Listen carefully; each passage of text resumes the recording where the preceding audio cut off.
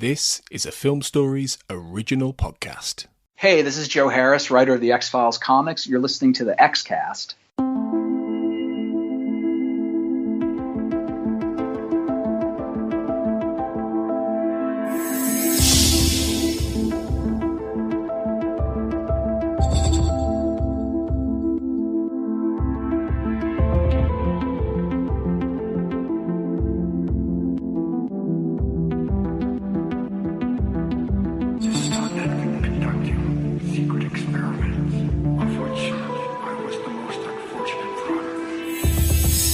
Welcome back, everybody, to the X-Cast. The truth is in here.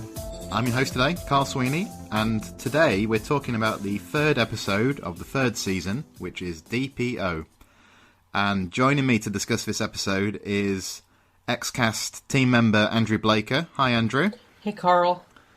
How's it going, Andrew? This is my first recording since the Podwatch series ended. We're recording this in advance of season 11, we should say, even though it's going to be released afterwards. Mm-hmm. So, Andrew, if I get the urge to wrap things up after 20 minutes, you'll have to stop me, I think. I need to get back into this, long-form podcasting. That's right. Drag it on. Well, you helped us out a lot on the Podwatch. You're a big part of it. You recorded, quite a few episodes as guest, and then you hosted quite a bit as well. However, you never did one of these full-length episodes before, did you? So no, this is my very first one, yeah. Yeah, you've been on the round tables and stuff. What that means, though, is good, because it means today I get the privilege of asking you the 5 questions of X and finding out a bit more about your X-Files fandom history, as it were. So great. If you're psyched up and ready yes, to sir. go, we'll do that now then. So the first of the 5 questions of X, Andrew. When did you first discover the X-Files? Okay, I have a kind of unique, probably completely original response to this. I had never seen an episode of the X-Files until 2008, when a friend of mine and I went to see I Want to Believe in theaters. I didn't know anything about the X-Files other than the fact that it was about aliens. That's all I knew about it. The only reason we went was we just wanted to go see a movie. It was the dead of summer, and it looked interesting. And I really liked the movie, and I really got into the characters, and that kind of encouraged me to kind of look into the show. And I didn't know there was a larger mythology because the movie did not really have the mythark element to it.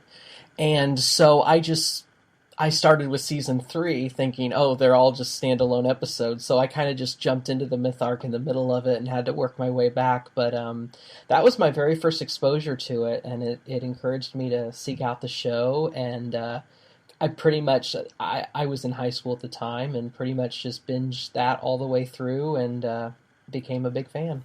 That is a fascinating answer, actually, because, obviously, as we know, I Want to Believe didn't perform spectacularly well at the box office and everything, and yeah, and I understand a lot of the criticism about it. Like I said, I wouldn't have understood it at the time because I didn't know anything about the show, but had I, viewed the finale in 2002 and waited 6 years for it, maybe my reaction would have been different, but I think no matter what you say of it, I think it's an excellent character piece. You get 2 hours of just the characters and learn more about them, and I think that's the best thing that movie has going for it. All right, so the second question I'm going to ask you is, what is your favourite episode? Oh, I put a lot of thought into this one. A lot of thought. I am going to throw something out there that's probably a little unlikely. I don't know if anyone else would claim this as their favorite, but I have justification for it. My favorite episode is Wet Wired in season 3. My reasoning is I think that episode, you couldn't ask for a better cocktail of everything that has made the show great. You have it doubles as a myth arc and a monster of the week. Kind of falls into both camps. You have a great mesh of that 90s techno paranoia. So it's scary, but you've also got some comedy in there, and you've got really great elements of the Mulder-Scully relationship. I feel like it's a really good representation of those characters. You have the dynamic turned on its head a little bit with Scully doubting Mulder's work and intentions and kind of having a breakdown, and Mulder on the hunt for her, and the episode is a little dated. It's very tied to that 90s era. But to me, that's one of the elements that makes it so enjoyable. I mean, with the way technology is, you almost couldn't have that episode take place today. And yet I just feel like it has so much in that episode that when I go to watch it, there's something for everybody. A really underrated episode. Yeah, I think so too. I think it's a really good answer, and I can't really argue with your justification. I think you probably are the first person to say Wet Wired in response to that question, but that's a good thing. I think we like diverse answers. And I suppose the other thing with Wet Wired is it's got the Lone Gunman, the Smoking Man, X, Mrs. Scully. It's got quite a few of our favourite supporting characters too. So yeah, I think it's a really, really cool choice. Okay, so Wet Wired, obviously late in the 3rd season. But what is your favourite season, is what I want to know. My favourite season is season 6. Ooh, okay. I think, and I'll defend it to the death, but I think it had, one thing I will say about the move to Los Angeles. You certainly do lose some of the landscape and the atmosphere of Vancouver. You absolutely do. But I feel like there was a certain degree of rejuvenation, for lack of a better word, with the LA move. I mean, you've got a string of really great experimental episodes. I mean, that season 6 I think of as really the experimental season. I mean, just to rattle off some, you've got episodes that fall outside of the traditional, rather formulaic Monster of the Week. I mean, you've got Triangle, you've got Dreamland, How the Ghost Stole Christmas, Monday, Arcadia, David Duchovny's The Unnatural that he wrote and directed. You've got a pretty consistent string of, pretty highly rated episodes that most fans would probably, not saying that would be their favorites, but that they would say would be good episodes. And you've just got a very strong run of them in season 6. So that seems to be the episode that I think of as my favorite, just because so many of my favorites of the entire series are in that season.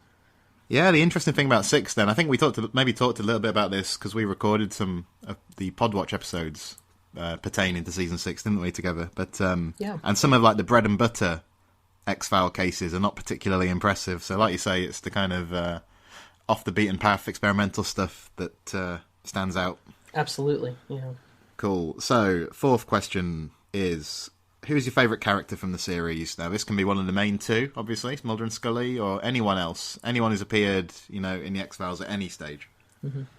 I so wanted to think of the most obscure character and be able to kind of give a rationale for that, but thinking about the show and the arc of the characters, I really think my favorite character is Dana Scully.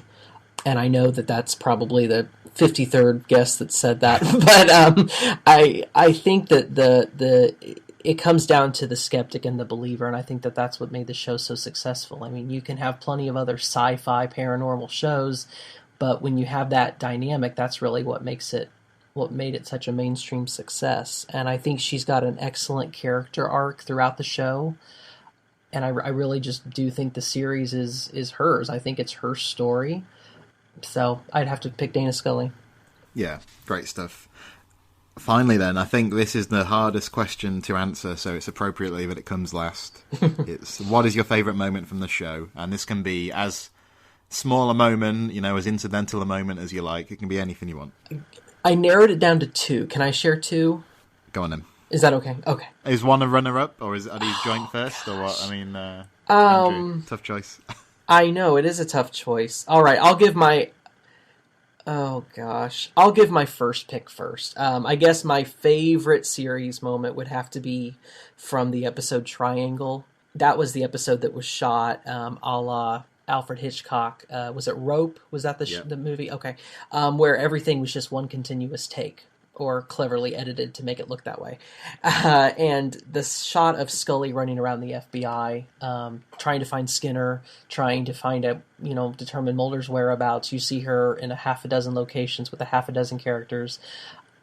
it doesn't speak volumes about the character or the plot of the show. I just thought it was an extraordinarily well done shot, and it's fun. I mean, it's comedic between her and Skinner particularly, but I just really enjoyed the way that they shot that. I thought it was excellent. My second one would have to be from the episode Dreamland, which is another one of my favorites. At the very top of the episode, Mulder and Scully have a conversation in the car.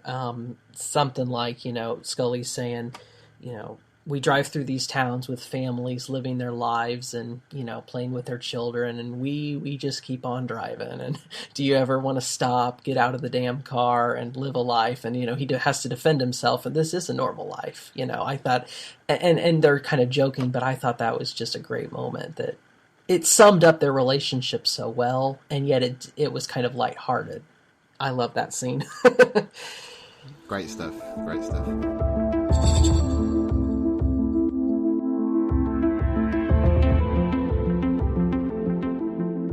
Okay, so let's move on to take a look at D.P.O. then. As I said at the outset, this is the third episode of Season 3.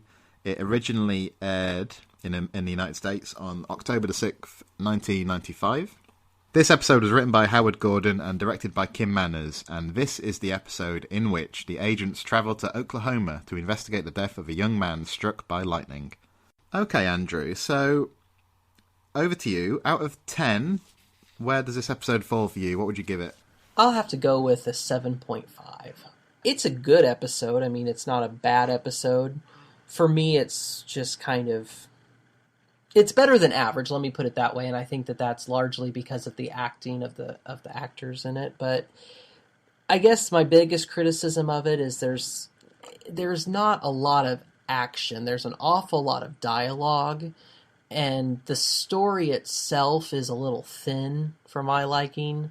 So, again, it's redeemed by great performances and some good moments, but I would say it's probably about a 7.5 for me. Yeah, I'm pretty close to you. I think this feels like a 7 out of 10 to me. I like this episode quite a bit. For the reason you said, I mean, the actors are good. We'll come on to talk about the individual actors as we sort of go through the episode, I think. But good performances. I think it's well shot. I think this comes on the back of a couple of interesting episodes, or a trio of interesting episodes. Again, we'll talk about how that works out, because that's referenced in the episode, actually. So, I think it's a very solid episode. I don't think this would ever land on anybody's list of favourites. I don't think it would make anybody's top 10. Mm-hmm. But it's very efficiently done, is what I would say. The sort of X-Files machine is kind of... In this third season, it really gets into shape, I feel, anyway. Yeah, so I think we're going to enjoy talking about this one. It may be, compared to the mythology episodes it follows, it maybe doesn't have as many moving parts, as many elements that are kind of ripe for discussion, but I think we'll have a good time. I think the basic idea had been kicking around for a while, is what I understand. I think Chris Carter had this notion of Lightning Boy since the first season, and it was just working out the way to do it, I think. And it took a while to do that. I think Howard Gordon worked out that if you sort of twin that concept with this kind of disaffected young man, it had a bit of potential. So I thought that was interesting that, it kind of had a bit of a protracted way onto the screen, Yeah, no, I had read a story about that too, where they kind of just had it up on a bulletin board, and they had the idea, I think, from the beginning, and they just weren't quite sure how they were going to incorporate it into one of the episodes.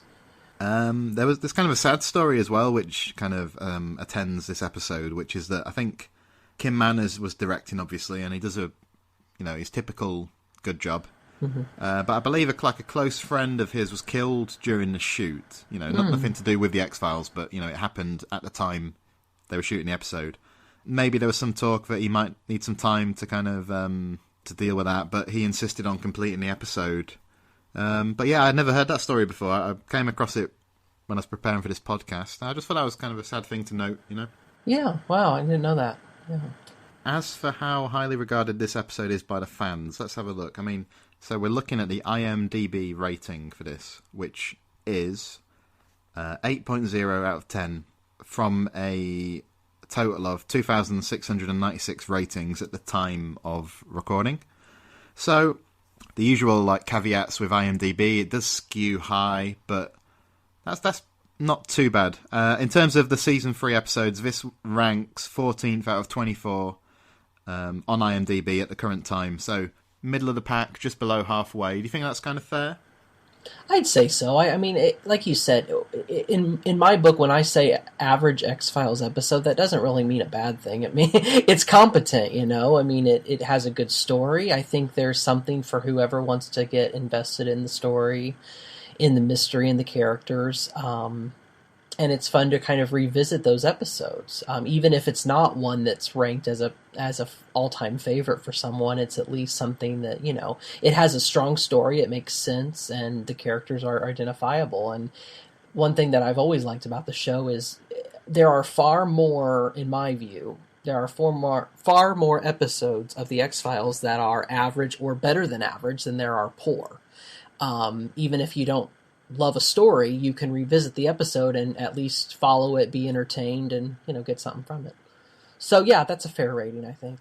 Yeah, I agree. And, you know, 14th in the 3rd season is there's nothing to be sniffed at, because there were a lot of like really outstanding episodes that year. And I think you're right as well about like the hit rate, you know, that the series had, which probably when it was at its peak, it was like every other episode was like fantastic, and maybe it slowed a bit towards the end of the run, but even so, they were churning out really good episodes on a very regular basis, I think. So. Yeah. Mm-hmm. Cool. So now, Andrew, if you're ready, I think it's time for us to have an in-depth look at D.P.O. Let's do it.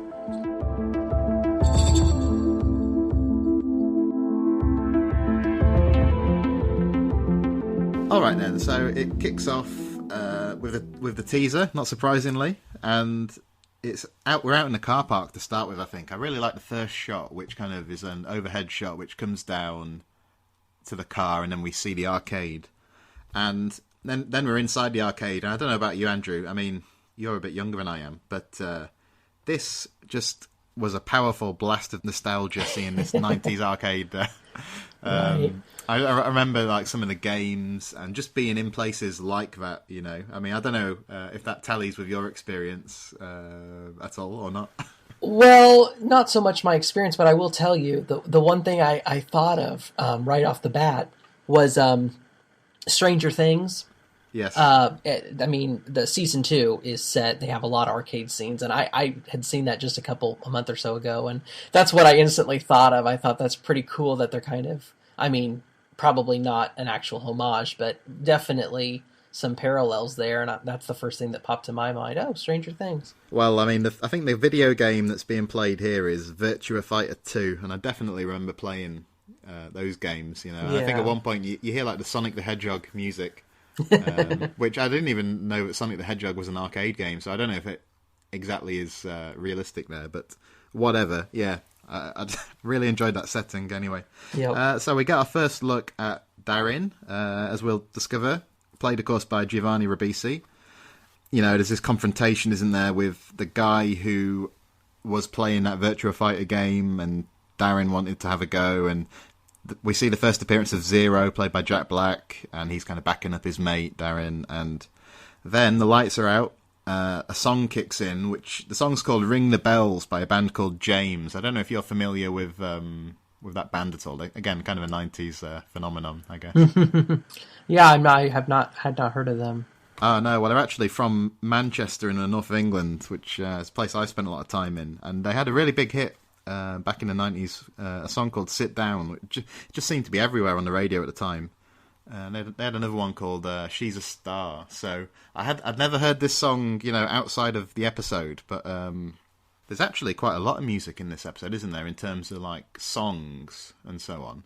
Actually, more than is typical for the X-Files, really. I mean, how well do you think those were incorporated into the episode? That's one definite positive. I felt like it really did kind of capture the atmosphere they were going for. Not to jump too much ahead, but there's a song they play at the very end when Mulder and Scully are observing Darren in his cell or whatever, and it adds to the atmosphere. It adds to the climactic moment of that of that. And so I felt like they used music pretty well in this episode. And you're right, they don't use a lot of popular music in a lot of episodes. So it was kind of interesting to see how they used it here. All right, so this guy returns to his car, which won't start initially. He does get going, but he stops, and then he has this weird kind of spasm and dies, doesn't he, with smoke coming out of him? Yeah. As Darren watches on before he heads back into the arcade to carry on with his game. So that's the teaser. I mean, what did you make of this teaser? Do you think this was a good way into the episode?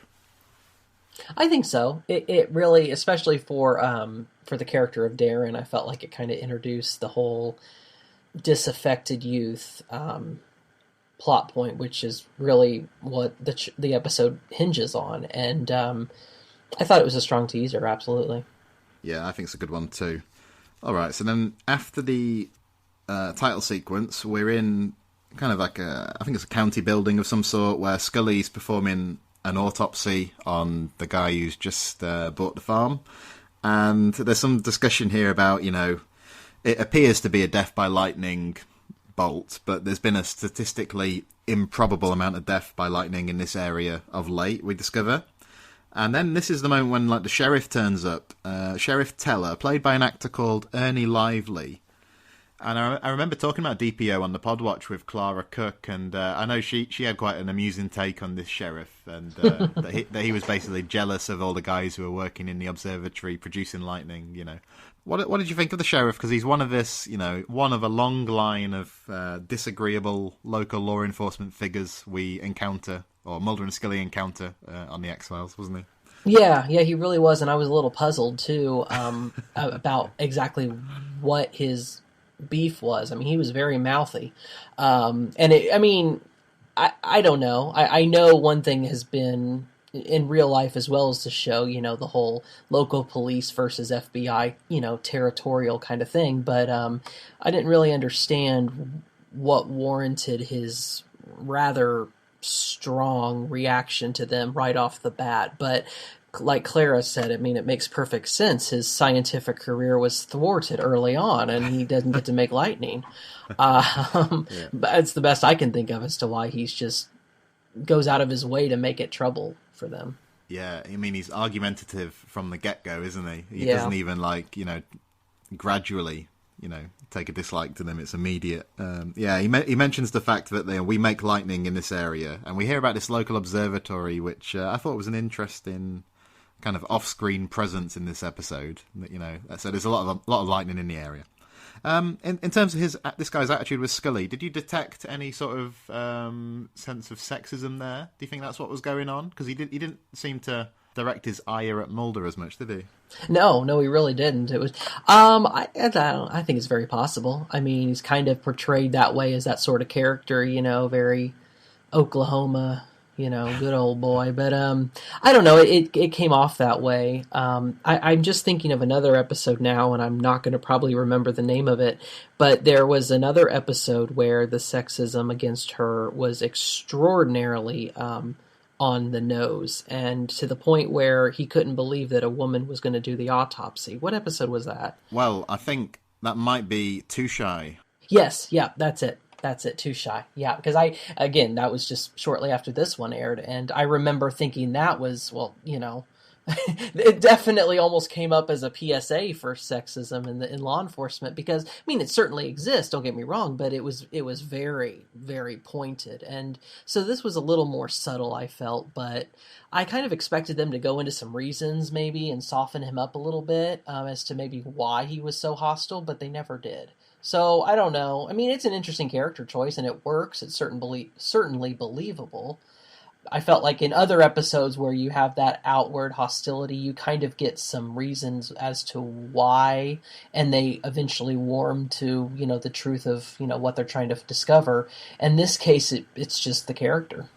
And I think the other thing to point out with this scene is that Mulder at this stage, he already doesn't think it's lightning. He doesn't know what's going on, but he's pretty sure it's not lightning. Yeah. Can we just touch on something you've raised quickly there? You mentioned he's like an Oklahoma good old boy type thing. So, for people like me, obviously in the UK or wherever, maybe some of that stuff kind of flies over our heads sometimes. So what kind of are like the stereotypes around Oklahoma? I mean, what exactly did you mean by that, Andrew? I'm going to get myself in trouble. No, I don't know. I should say, well, okay, I live in the Midwest. Oklahoma is not technically considered the Midwest. It's more west than where I am at. But I only ever lived here in the Midwest, the middle of the middle. And I don't know. It's much more rural, tend to be much more conservative politically, socially. So, and I'm sure, I mean, those stereotypes have held true for decades, and so they certainly would have held true in the 90s. I guess on the idea of Oklahoma, though, I felt like they really did capture it pretty well. One thing I meant to look up, though, I think it's near what we're talking about now. There was a scene where you have mountains in the background. Now, I don't think that that's accurate. I don't think there's a single mountain in Oklahoma. You can't, that's Tornado Alley, and it's because the land is so flat that you don't have any. I could be wrong, but I could tell that was Vancouver cropping up. But I felt like they captured the idea of the state very well. It's, farmland, very rural, especially when we zoom into Darren's home. You kind of see his, home on the farm, and it just felt like it captured the middle of America, Rust Belt kind of town pretty well. Yeah, that's good to know. I mean, that's the kind of thing that I don't always perceive, when I watch the series. It's just something that kind of I'm not really attuned to. So that's good. Yeah, I think you've talked about that very tactfully as well. So, if anyone disagrees, send your hate mail to @Andrew Blake. No, I'm just kidding. All right. All right. So they go out in the hallway then, the agents, and they talk about the case a little bit. And there's an interesting comment from Scully, which is that, I hope you're not thinking this has anything to do with government conspiracies or UFOs. So she's obviously referring back to the events of Anasazi, The Blessing Way, and Paperclip. So, I mean, what do you think? Do you think this episode suffers because of its placement after such a kind of totemic trilogy? Or do you find it like a nice change? I mean, how exactly do you see that? For a Monster of the Week episode, it's on the stronger end. So I don't really think it suffers too much from that. I mean, you've always had that rough shock, for lack of a better way, I don't know, between myth arc and standalones, where it seems like the myth arc ends, we had all these huge moments, and then now we're back and investigating cases, and, it's like, well, did that happen? You've always, that's one thing the show's always kind of had that, back then it wasn't as big a deal. I think today it's kind of fallen out of style. Serialized storytelling is pretty much the norm, and so, it looks a little bit dated in that respect, but I think it's a pretty strong episode to start out on for the third season. Yeah, I quite like the change of pace, to be perfectly honest, but I do know opinion differs on that point. I have heard people say, that this kind of just feels a bit kind of unengaging by comparison, but yeah, I don't know, I don't have a problem with it at all.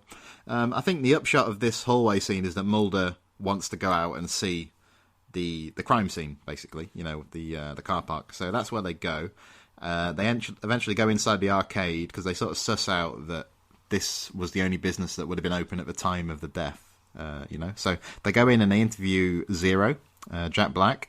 So this is probably a good point to talk a little bit about him. So it's quite a big before you were famous moment, I mean, are you a Jack Black fan? And like more specifically, how do you think he does in this episode? I wouldn't call myself a Jack Black fan. I've probably only seen a few of his movies. But I mean, I thought he was a good character for this episode. I mean, he pretty much, he plays the high school stoner-like guy pretty well. I think the actor has a natural propensity for that kind of role, but maybe this is where it all came from. It all started with Zero. I don't know, but no, I think it's a great actor choice for the character. Yeah, I think he acquits himself pretty well. I mean, I think this is probably just 2 or 3 years maybe before his film career really starts to motor on, and I think he can be a bit much, like a bit too much as an actor But I think he's pretty good here. And there's a film, School of Rock, he did. I thought that was a good performance. Yes, that's one of the few I have seen, and I like that movie. That was a good movie. So his character here, Zero, doesn't really remember much, but it's pretty clear he's lying, or at least that's how it seems to me. and Mulder makes a nice link here, doesn't he, with the initials D.P.O on the arcade machine.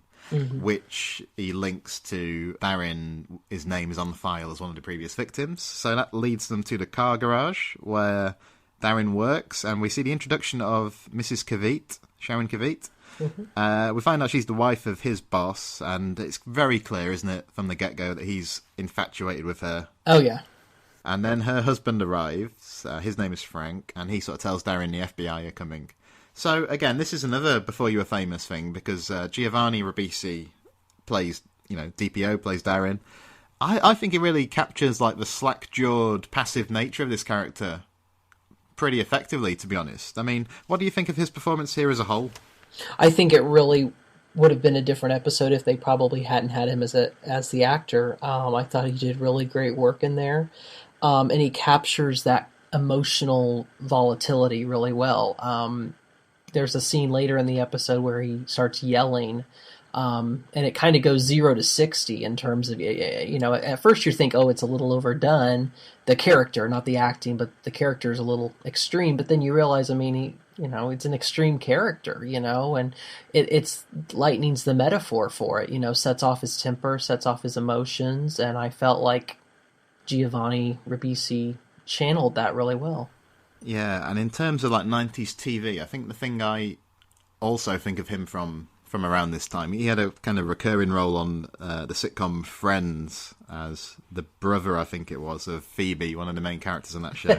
But he's got a long list of credits, and I believe he appears in Avatar, which, if I'm not mistaken, is the highest grossing film of all time. So, that's something to be proud of, I suppose. All right, so Sharon Kavit is played by an actress called Karen Witter, and I think her story is, I think she was a model, actually, and she'd been a former Playboy playmate before transitioning to acting. But, again, I thought she was believable, and I really believed that he would be kind of besotted with her, do you know what I mean? So I thought the casting in this episode was pretty much on point. Yeah, no, it really was. Like I said, you have Jack Black and Giovanni Ribisi, the personification of the 90s gamer, 90s stoner, whatever, but you've also got a great supporting cast there. Yeah, really, really good. Again, it's the norm with them, but they made great casting decisions in this episode and on the whole. Yeah, they did. I think it is the norm, you're right, but I think still we should praise them when we come across it, because it is hard, I think, to cast an episode across the board, well, and they do it regularly, so good stuff. All right, so Mulder and Scully interview Darren, and there was kind of a nice exchange here, I think, when he says to him, Mulder says, "Don't you think you're lucky?" And I thought that hit at something. I think Clara talked a little bit about this in the pod watch as well. That he's got this, it's kind of a gift, actually, that, what he's been bestowed with, but he's using it for kind of nefarious means and quite unexciting, to do quite unexciting things with at times as well. So, I don't know. I mean, I don't know if you have any thoughts, Andrew, about what you'd do if you had the power to control lightning, but I'm pretty sure you wouldn't be out messing with traffic lights and stuff, would you?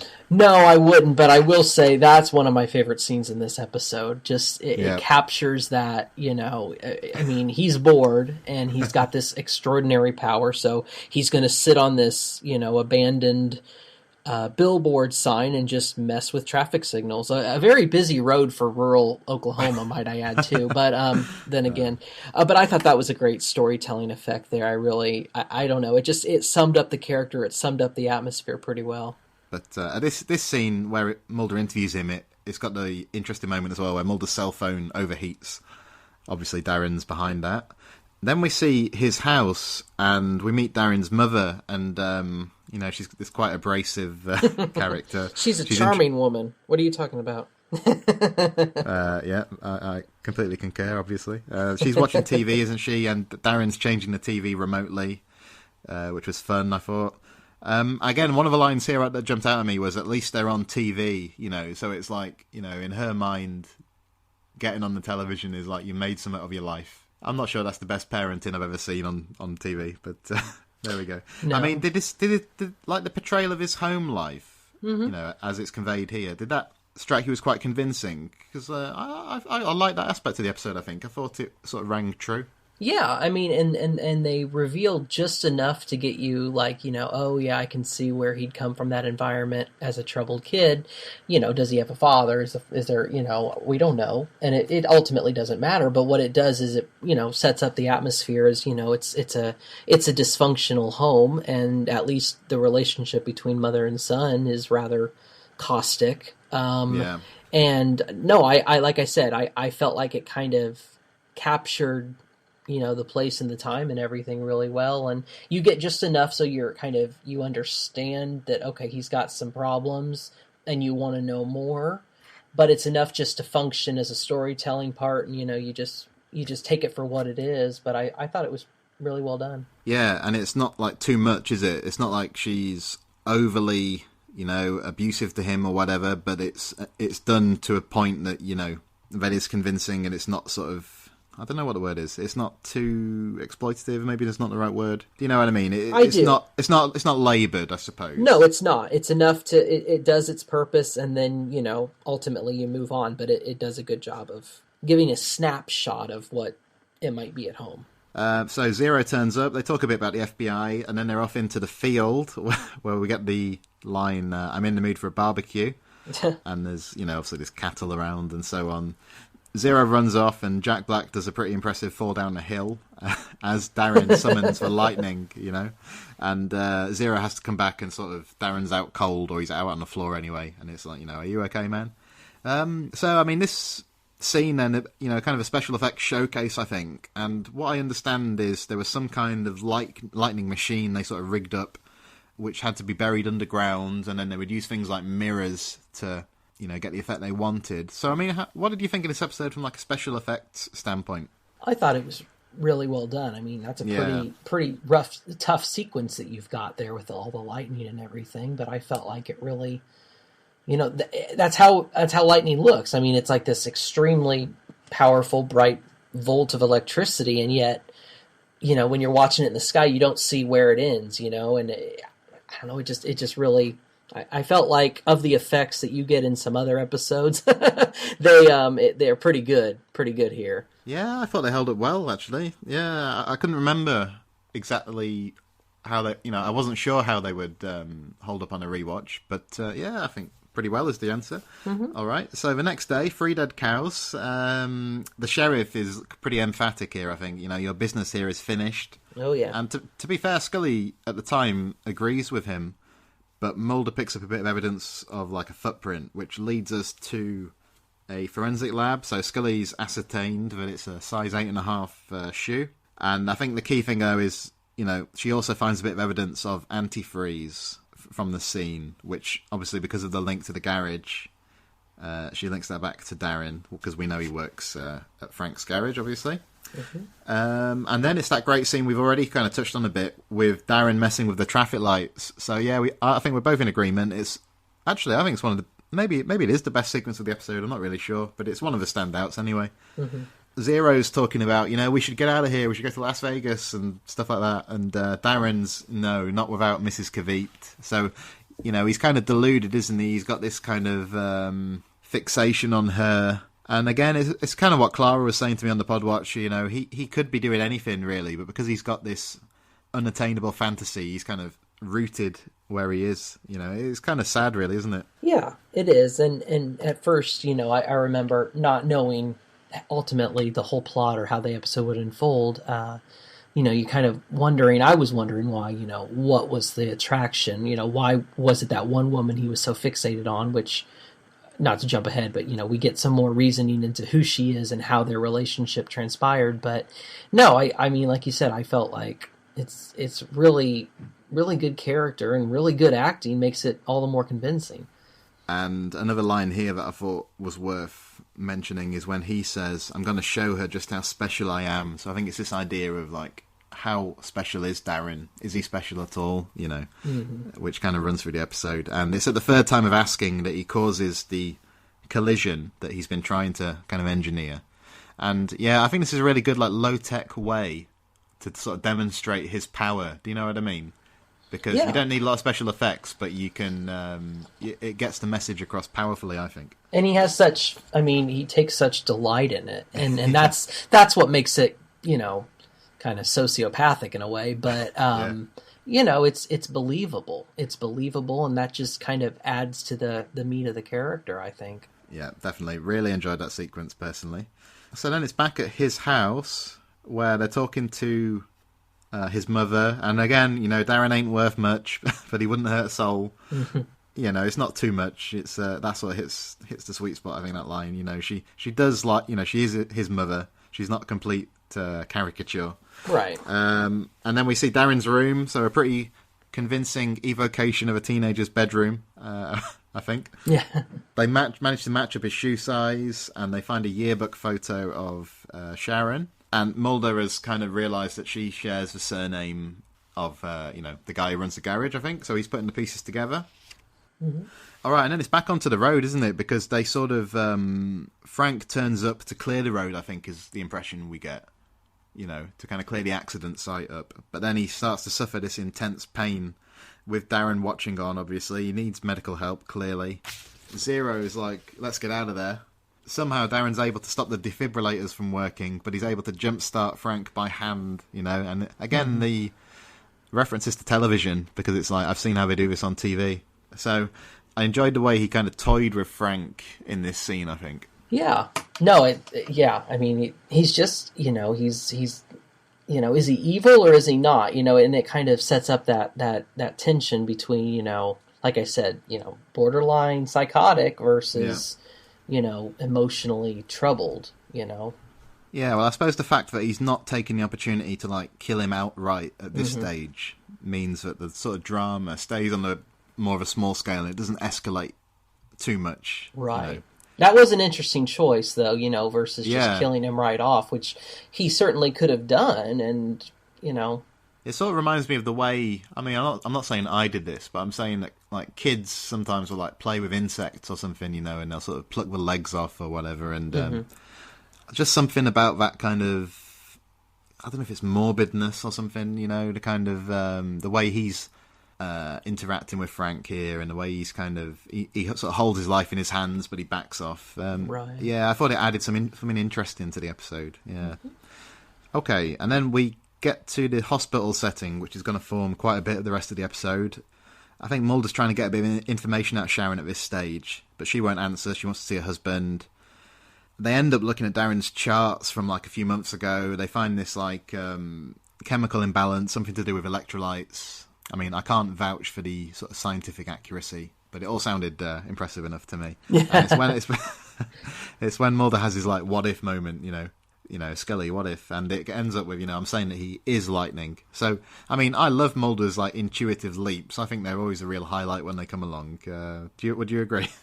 Yeah, they are. And sometimes they're a little more, like, there's more evidence to support what he's saying than others. And I felt like this episode kind of took its time with exploring, the idea he's the only victim that survived being struck by lightning. And that was... I should have said this earlier, but that was a great way to kind of introduce the character, and then he recognizes the initials. That was very believable. Sometimes it strains credibility with how they make leaps to discover suspects and whatnot, but I felt like in this episode, one of the good things about maybe not as much action as we get in some standalones, it had more time to let the story kind of progress, more characterization versus just plot and chase scenes.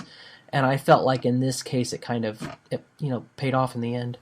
Yeah, and I think the other thing I like is I think David Duchovny always plays those exchanges well, when Mulder has like a flash of intuition. I think he does that particularly well.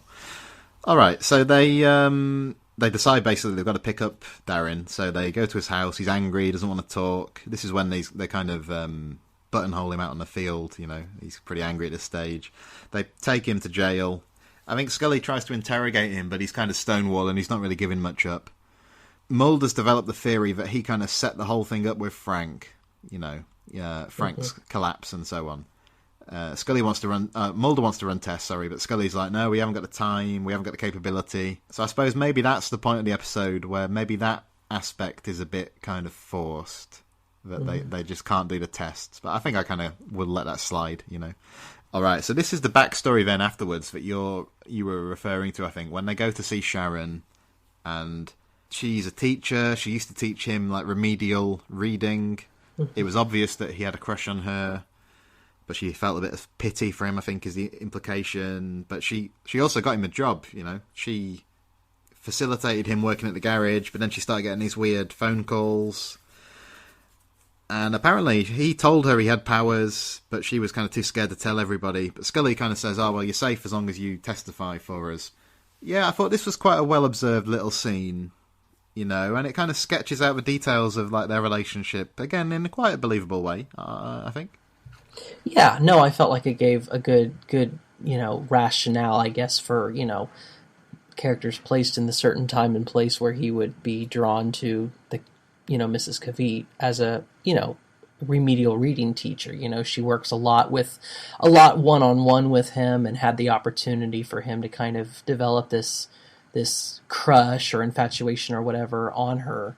And so I think it was necessary that they included this bit, because like I said before, they did. I was kind of, okay, well, what's the connection? Is it just that he thinks she's pretty? You know, it kind of fell into that whole, oh, you know, run off with the boss's wife kind of thing. But this kind of made it a little bit more believable and developed the characters a little more than had they, you know, just had it as a deleted scene. No one would have seen it, and it really did justice to the characters, I think. Yeah, I think it's stuff like this that bumps this up from, you know, without this kind of stuff, the episode might be a 5 or a 6 out of 10. But I think because this stuff is well done, right, it sort of bumps it up a notch in my estimation. So, back to the jail. Where's Darren? What happens is that the sheriff has released him after reading the arrest report. So, basically, the sheriff is being pretty obstructive. Maybe that strains a little bit of credibility, I don't know. But anyway, what that means is that Mulder, you know, realises that Sharon might be in danger. They discover she's not home, so they think she must be at the hospital. They leave there to pick her up, or to find her anyway. So at this stage, there's probably just over 10 minutes to go in the episode at this stage. But, like, you know, everything's now set up, isn't it, for, like, the whatever the climactic action is going to be. All the pieces are in place. Yeah, exactly. And I felt like they kind of did a nice job of bringing everyone together, and I gotta say something about the creepy ICU wing in this episode. I just really liked the way it was lit. I mean, it, you know, kind of captured the claustrophobic nature of it. I mean, you only see it for a matter of minutes, but, you know, kind of turned it into a secondary character almost, with the way they lit it and the way they used it with the characters. I liked it. Yeah, again, I think because Kim Manners, I mean, he's probably my favourite of the X-Files directors. He's certainly up in the top, you know, handful of people who directed episodes of the series. And again, the way he shoots things, it often happens that you get an episode which maybe is kind of run-of-the-mill or straightforward or whatever, but if you really pay attention to, like, you know, what he does with the camera and the way the sets are lit and so on, there's a lot to love. And I think there's a lot to enjoy in this episode in that respect. Yeah, totally. Before we get back to the hospital, though, we're in the arcade because it's kind of the end of Zero, very sadly. So it is. All the power goes out, except for Virtua Fighter 2. So I'm not really sure how Darren manages to isolate one game to stay on. Anyway, the jukebox kicks in. Another song, Hey Man, Mr. Nice Shot, by a band called Filter. Don't know anything about them. Never heard that song anywhere but in this episode. But there we go. So Zero's getting pretty frantic, isn't he? He gets hit by lightning in the car park, it looks like. And Darren's on the roof watching, you know, impassively as ever. There's a series of, like, quick cuts into a close-up of his face, which was well done. It's kind of blink and you miss it. But, again, I like the way this scene was done, too. Oh, yeah. They had some great scenes in there. And the music, like you said, the music really added to the ambiance of it, you know. Yeah. It kind of, there's a juxtaposition there, you know, with the punk teen music and what's happening on screen. It enhances the characters, and yet it's also a little contradictory, and I felt like it really paid off in this instance. Yeah, the music was really selected well, I think. Good job all around. All right, so then it's back to the hospital. I really like this sequence too. So Mulder comes in and he's telling the nurse, get security to deny entry to everybody except non-essential staff. And Sharon can't believe this is happening. And then the lights go out, which is a good moment, first of all. Mulder says he's here. And then the elevator arrives, doesn't he, with Zero's corpse inside. So Mulder goes after Oswald, and I really like this moment where he goes into the stairway, and it's it's just like it's suffused with like this red light. This stuff, it only probably takes up, I don't know, 10 seconds or something on the screen, but it's well staged and very, very effective. And I mean, when Darren's like advancing towards the room, when we see him do that eventually, you get quite a menacing feeling from him, don't you? Frank's gone from the bed, but Scully pulls a gun on Darren. Sharon's kind of hovering behind. He wants her to come with him. So Sharon reluctantly agrees. All right, Andrew, so just give me your take on that sequence, if you like. Like I say, I'm a big fan of it. Yeah, no, I think it's really well shot. I think they maintain the tension throughout. One thing, well, okay, I'm probably early with this, but I just realized that. Do we see Mr. Kavit again? I'm not sure we do, Where'd he go? I just was thinking that, because, I mean, the bed's empty, but do we actually see him again? That might be a loose end that doesn't get picked up on. I'm sure if it isn't, and he doesn't reappear, one of our great listeners will point that out to us. That's right. I think you might be. I think you might be right. Yeah, I think you. Well, because I just thought of that. I mean, where did he go? I mean, is he dead? Is he in a closet? I mean, what'd they do with him? Yeah. I just thought of that. Wow. Good question. We missed that, huh? I think maybe in a way it kind of hits on the fact the sequence is so like well put together and it moves at quite a good clip. That you don't even notice until the day after the character's not there. At least that's me. I watched it last night, and I didn't even realize that until you said something. I'm like, wait, I don't think we saw him again. Yeah, well, I've seen it like various points over the last 22 years, and I've never once considered that. So, yeah, good observation. It's a credit to the acting and directing, then. Okay, so they go outside, don't they? And it's very kind of strained, but they're holding hands together, and Darren's kind of reminiscing about their sort of time together, as it were. She's asking, where do you want to go, or where are we going? He's like, anywhere you want to go, we can take any car you want, blah blah blah.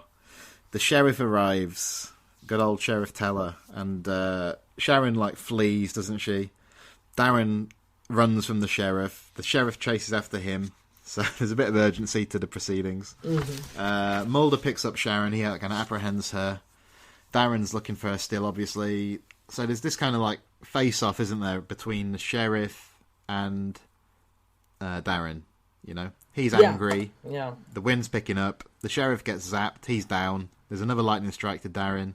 This is a good example as well of like Scully turning up late on the scene, which as always kind of happens quite a bit in the early years, as we know. Yes. So she doesn't quite see all the action, but you did see all the action, Andrew. So I mean, what do you think? Did this sort of sequence get your heart racing a bit?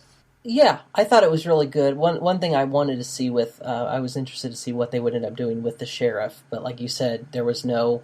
I mean, he finally sees the lightning that he's always been talking about, but he doesn't really. I don't know. Again, you don't really get a good answer as to what's made him such a hard character. I guess Scully's late to the scene; she doesn't really see all that happen, but I thought it was a really taut sequence of events that happened with Mulder reaching out, grabbing Mrs. Kavit, coming up there. That they had some great runs there outside the hospital. Yeah, I mean, I think the stuff inside the hospital was particularly good. I mean, I'd probably say this stuff outside maybe slightly less so, but I think it does the job well enough. Yeah. Anyway, then we're at the end of the episode almost. We're at a psychiatric hospital. So Scully tells us that, the sheriff's death has been ruled accidental. The DA has no idea how you can build a case, how you could prosecute any of this. And the test results show that Darren is now normal, or, it seems to be that the second lightning strike, or, the most recent lightning strike, has kind of restored him to ordinariness, I think must be the implication. Is that how you saw it? I think it kind of ended obviously open-ended, left him alive. They say, well, he's back to normal, but clearly he's just as emotionally upset and troubled as he ever was, being locked in that cell room. And I'm sure you're going to mention the musical selection that appears at the very end here, but that's the prime example to me of how they did it well in this episode. Yeah, well, the song that you're referring to is called Live Fast Diarrhea by a band called the Vandals. And the Vandals are actually, he's been wearing T-shirts of theirs throughout the episode. And I think he has like a poster or something on his bedroom door. Yeah. When we see that. So his favourite band, clearly. Mm-hmm. Not one of mine, it has to be said. But I think that the music choice does work well here, doesn't it? But isn't that a great song title?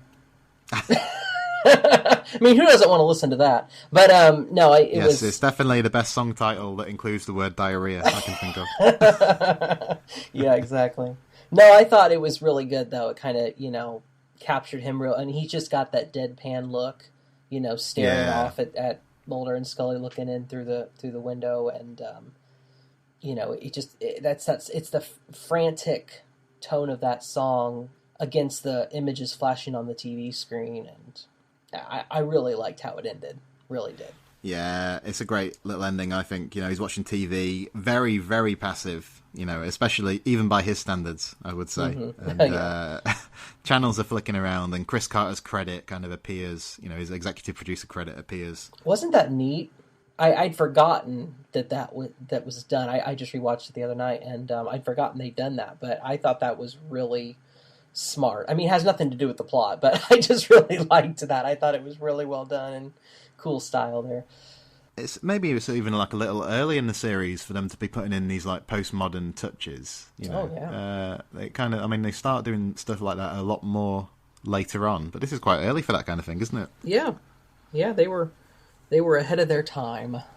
I mean, what did you think about? This kind of reminds me a little of the ending of something like Squeeze or Soft Light. When the kind of perpetrator or whatever has kind of been apprehended and they're being held in some kind of institution. Mm-hmm. So I felt like it was something we'd sort of seen before. Yeah, there's definitely parallels there. They've done that a number of times with, Mulder and Scully peering in at, the person who's been apprehended, and it kind of always ends on that, what's going to happen to them? Are they stuck there forever? The character of Cecil in the episode Fire from season 1, doesn't that end with him, his charred body laying out on a table in a cell all by itself, one of those hypodermic chambers or whatever, and I'd kill for a cigarette or whatever it is he says. And, it kind of ends like, okay, the story's over, the mystery's solved, but these characters are still alive. And in a way, kind of seeing that is kind of, disturbing in its own way. I mean, you kind of are left to wonder, well, they didn't die, so we could see them again. It always gives that hope of, some continuity like we got with Squeeze and, Eugene Victor Toombs there. I don't know. Might be interesting to see if they do a D.P.O. sequel down the line.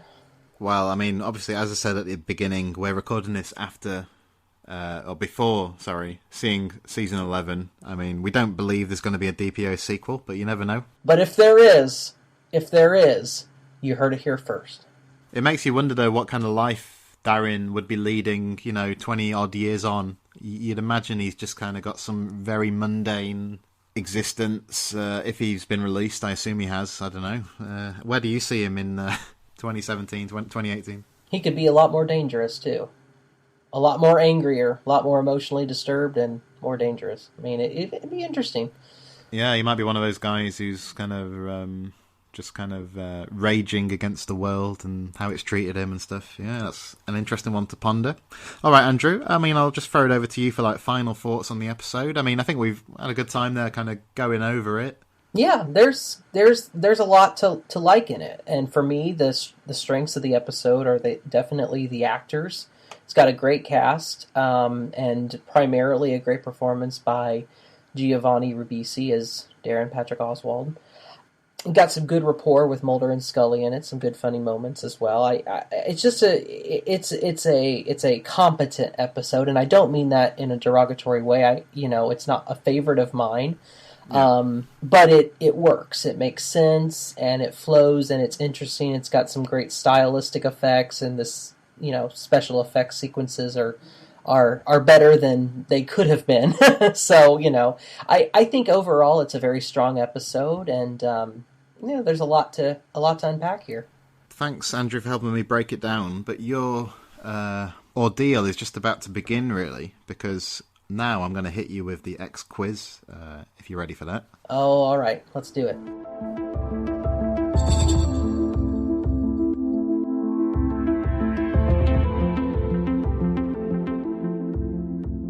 Question 1, Andrew, is, on the Virtua Fighter 2 arcade machine, how many places does Darren have in the top 10 rankings?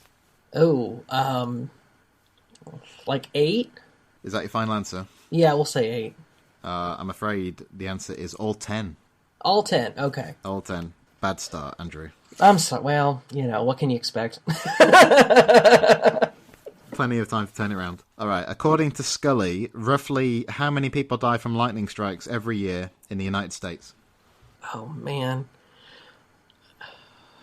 100? I'll give you another go at this. I'll just tell you it's a double-digit number. Okay, less than 100. Yeah, it probably would be, wouldn't it? I want to say somewhere in the mid-40s. 45. I can't give you that, I'm afraid. The answer is 60, Andrew. So you were pretty close. Not really. Not really. It's all right. No, I was trying to make you feel better. I wonder what the up-to-date statistics are on that, Maybe that's one I need to research. It's probably the mid-40s now. We'll find out. All right, question 3. What is the full name of the observatory that's referred to? And this does have like a 1013 connection, I understand. Okay. Oh, gosh. Oh, I know. I'm sorry. It's, Astrodorian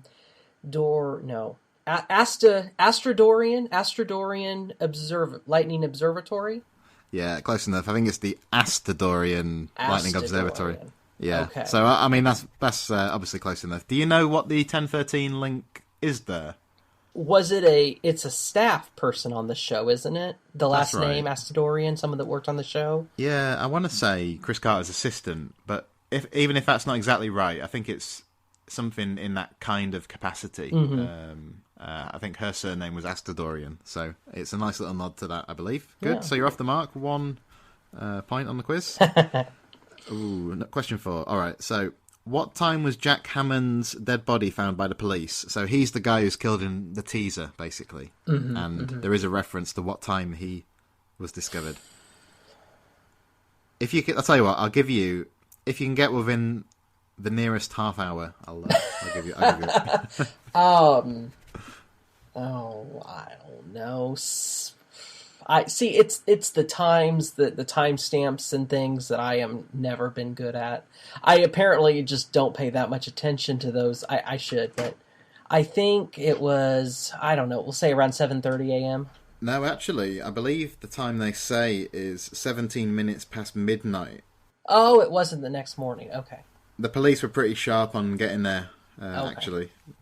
All right, so anyway, but the next one, I think you got a good chance of getting this one, the last one. So what it is, I'm going to give you the quote from the episode, and I'd like you to tell me who said it and like the general context it was said in. So the quote is, "April is the cruelest month." April is the cruelest month. I want to say it was Mulder. Okay. Oh! I know. It was that a porn magazine he was looking at, right? It About was. the person or whoever was on the cover of that April issue. Was that it? That's exactly right. Well done. All right, cool. That was luck.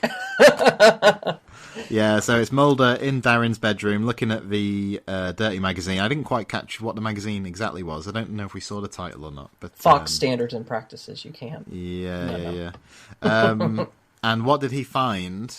Mulder finds something between Miss April and Women of the Ivy League, is what he says. Yes. So what was that? That was the picture of Miss Kavit that was torn out of the yearbook. That's exactly right. Good stuff. All right, Andrew. So 2 out of 5. You know, I mean, I think you did well there. All things considered, considering you're not great with timestamps and lightning strikes. And, well done. Thank you. All right, Andrew. Well, thanks very much for talking to me today. Thanks, Carl. Yeah, good to get you on for a full-length episode after you've done some of the more, miscellaneous episodes, roundtables and so on. So that was great. I mean, you're pretty active, aren't you, Andrew, in our Facebook group? So I guess if people want to find you, that's maybe the best place to look, is it? It is, yep. I am on Twitter at AndrewBlaker620 on the Twitter groups for that. But yeah, Facebook is the most, where I'm the most active, sharing links and commenting on stuff. It's a great group and a lot of great conversations leading up to season 11 and hopefully for the good long future. So check us out. Yeah, and the group Andrew is referring to is X-Files Basement, the Xcast podcast fan group. And yeah, it just seems to be, the membership seems to be increasing like nicely, steadily. Yeah, it really is. I mean, we get requests for new members on a daily basis, multiple each day, and it's just really taken off. It's wonderful. Yeah, it really is. And in terms of Twitter, you can find us on there at the X_cast. And just finally, a bit of a plea, maybe, what would really help us if you haven't done this before is maybe an iTunes review. It doesn't have to be detailed. It could just be a line or two. But if you find us on iTunes, if that's where you listen to us, a rating and a review from you on there would be good too. And until next time, listeners, always remember, trust no one. The Xcast, an X-Files podcast, is produced and presented by Tony Black, alongside a dedicated group of podcasters and X-Files fans. You can find us on Twitter at the Xcast, and on Facebook if you type in the Xcast, or at our group X-Files Basement, an Xcast podcast fan group, where you can continue the discussion about all things Mulder and Scully. If you want to support the Xcast further, you can now subscribe and become a patron of the show on Patreon. On Google, just type patreon.com/the Xcast. That's Patreon. You'll see all of our tiers, subscription options and perks, which include early access to episodes, bonus content such as commentaries on X-Files episodes, access to a patron chat zone, and even appearing on one of our patron roundtable discussions. We would appreciate any support you can give the show, so just go to patreon.com/the Xcast to find out more. Our title music is provided courtesy of Will A, who you can find on Twitter at IamWillAYE.